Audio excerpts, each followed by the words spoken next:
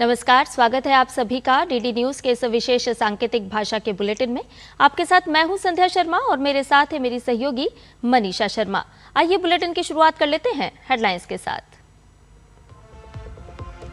संसद के दोनों सदनों में कई अहम विधायी कार्य सूचीबद्ध। राज्यसभा में भी ग्रामीण विकास मंत्रालय के कामकाज पर होगी आगे चर्चा। लोकसभा में विभिन्न मंत्रालयों के अधीन अनुदानों की मांगों पर चर्चा और मतदान सूचीबद्ध।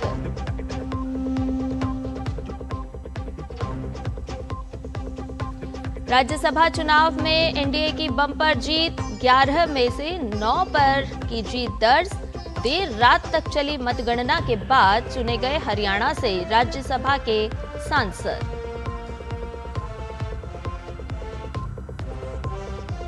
पश्चिम एशिया संकट के बीच भारतीयों की सुरक्षित वापसी का सिलसिला जारी।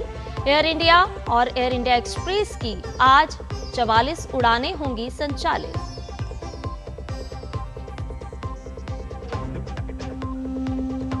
अफगानिस्तान की राजधानी काबुल में कल रात एक अस्पताल पर हुए पाकिस्तानी हवाई हमले में 400 लोग मारे गए। अस्पताल का एक बड़ा हिस्सा नष्ट।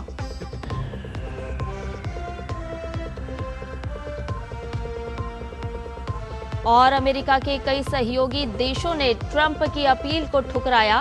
स्ट्रेट ऑफ हॉर्मुज से टैंकरों को सुरक्षित निकालने के लिए युद्धपोत भेजने से किया इनकार। अमेरिकी राष्ट्रपति डोनाल्ड ट्रंप ने जताई नाराजगी।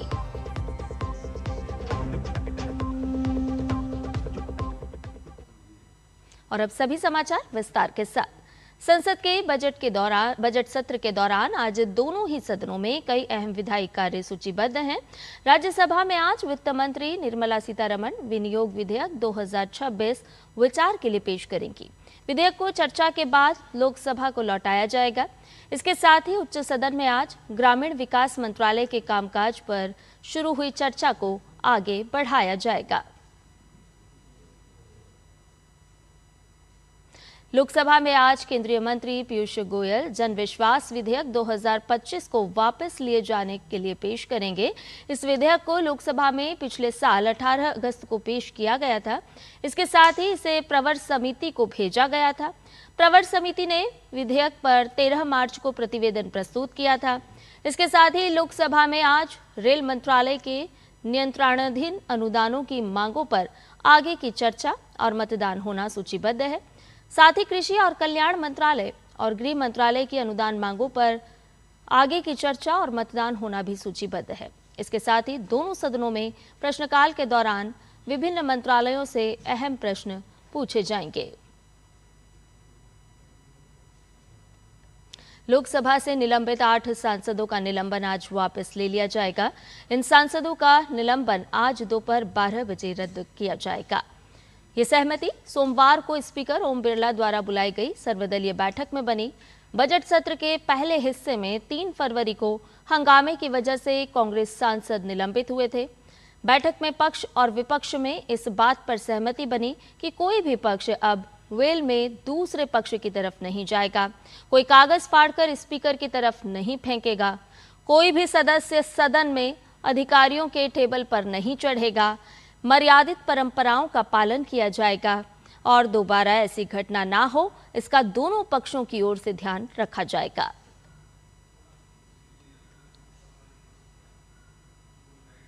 हरियाणा, बिहार और ओडिशा की 11 राज्यसभा सीटों पर चुनाव संपन्न हो चुके हैं। बिहार की सभी 5 सीट, ओडिशा की 4 सीट और हरियाणा की 2 सीट के नतीजे आ गए हैं। बिहार में एनडीए ने क्लीन स्वीप करते हुए 5 सीटों पर जीत दर्ज की है। मुख्यमंत्री नीतीश कुमार और बीजेपी अध्यक्ष नितिन नवीन ने 44-44 वोटों के साथ जीत दर्ज की।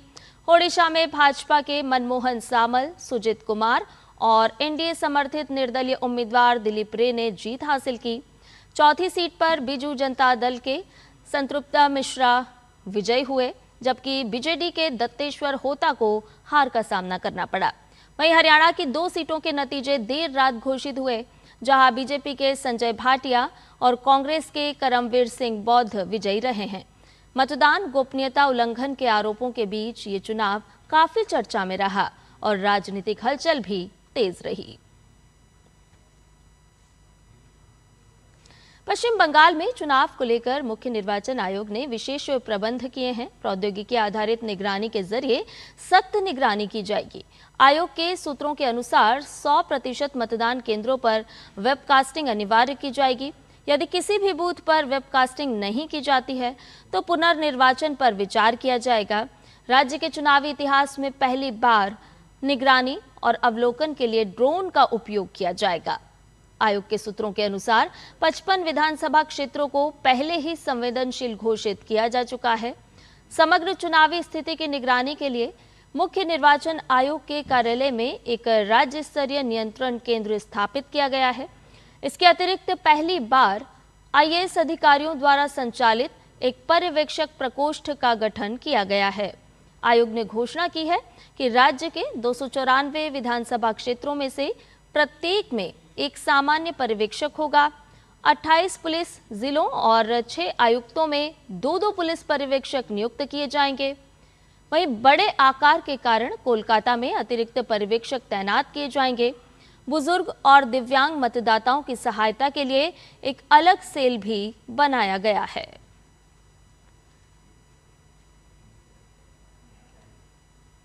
एयर इंडिया और एयर इंडिया एक्सप्रेस आज पश्चिम एशिया से आने जाने के लिए 44 निर्धारित और गैर निर्धारित उड़ानें संचालित करेंगी। पश्चिम एशिया में चल रहे संघर्ष के बीच दुबई हवाई अड्डे ने विदेशी उड़ानों के संचालन पर प्रतिबंध लगा दिया है। इसके कारण इंडिगो, एयर इंडिया समूह और स्पाइस जेट ने दुबई के लिए अपनी सेवाओं को अस्थायी रूप से निलंबित कर दिया है। एयर इंडिया और एयर इंडिया एक्सप्रेस ने जानकारी दी है कि वो मस्कट और जेद्दा सहित पश्चिम एशिया से आने जाने के लिए कुल 44 उड़ानें संचालित करेगी। इंडिगो ने सोशल मीडिया प्लेटफॉर्म एक्स पर बताया कि दुबई हवाई अड्डा और अधिकारियों द्वारा जारी नवीनतम आदेश के अनुसार क्षेत्र में मौजूदा हालात को ध्यान में रखते हुए दुबई में विमानों के उतरने की अनुमति अगले आदेश तक रोक दी गई है। वहीं स्पाइस जेट ने भी एक्स पर पोस्ट करते हुए बताया कि क्षेत्र में बदलती परिस्थितियों के कारण उसकी दुबई से आने जाने वाली उड़ानें फिलहाल प्रतिबंधित है।